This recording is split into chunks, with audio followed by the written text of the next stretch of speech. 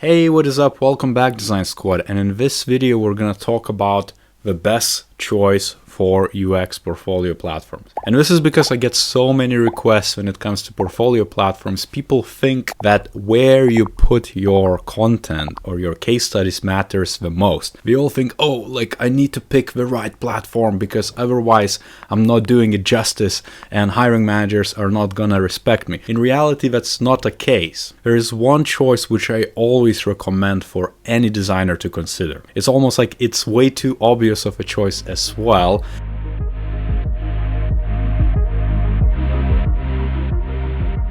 If you remember from my previous video, there are two types of portfolios. One is to impress your peers and another one is to get you a job. Now, if you want to impress your peers, here's a rundown of all the platforms, if that's the case and you're after that.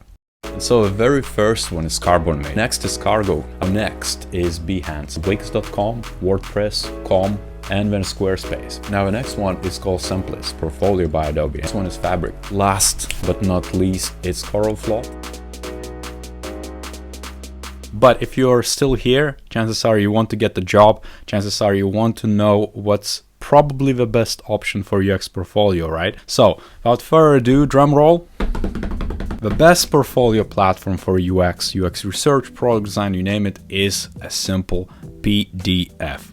And you might be thinking, oh, well, maybe it's too basic, maybe that's not what the industry needs. And I'm gonna tell you, as a hiring manager, as someone who did several portfolio redesigns of my own, who reviewed so many different portfolios and still reviews a ton of different applicants, PDF-based portfolios are the best portfolios. You know why? Because you can change the content as you please. There is no restrictions in terms of layouts. If you apply the advice I give in other videos on how to document your cases, how to ABC, which is always be capturing, as you work on different projects in UX, you also make sure that you are documenting all the artifacts, all the steps. Doesn't matter how bland it sounds or how unnecessary it is, you document it all in a structured way. Then in the end you're gonna arrive at the content, and all you have to do is tell a good enough story and then bunch all the assets into that, PDF, which you can produce on any tool. So there's also a versatility option, because you can design your portfolio in a PowerPoint or a Keynote. You can do that in Figma, in Sketch, in any tool, even like Microsoft Word or Pages or Paint, whatever, like a craziest option.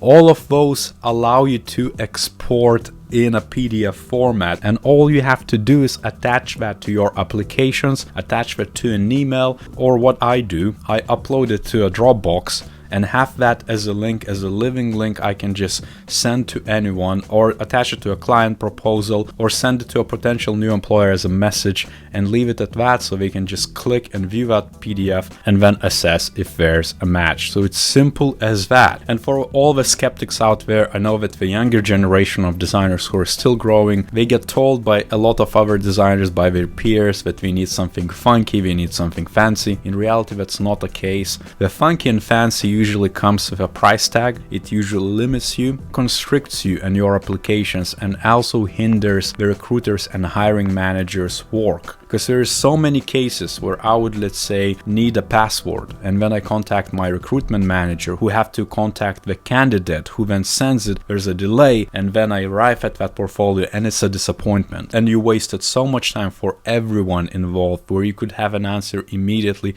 if it would be just a simple PDF, let's say.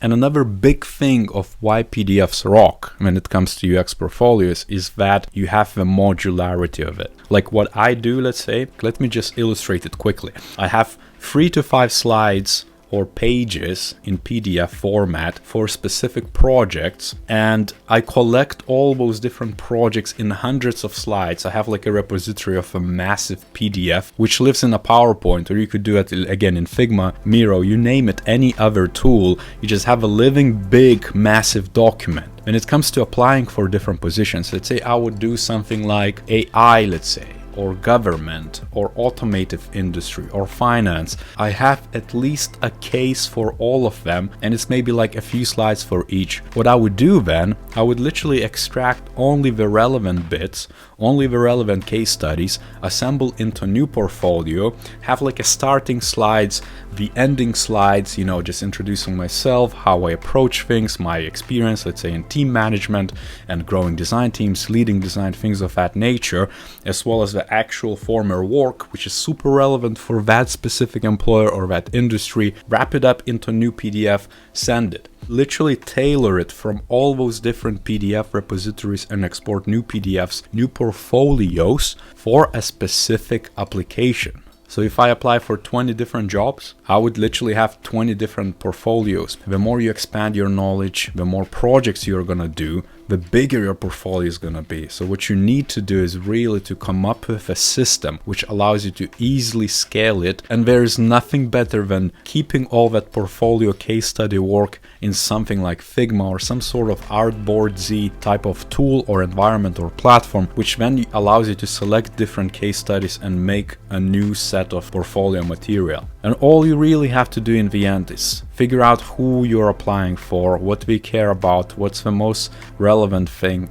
assemble a new PDF, send it, and that's all. And so this is really why the PDF is the best platform, if you ask me, because of its versatility, because you can tailor it, because in UX, you know, the flashy different designs don't matter as much as the story you tell or how did you arrive at the solutions.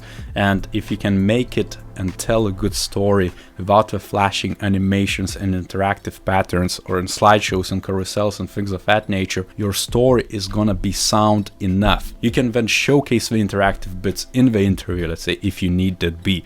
But PDF is like a gold standard for any UX designer or researcher to make their portfolio. And so I hope this is useful. If so, give a like, subscribe to this channel. And on that note, I'll see you next time.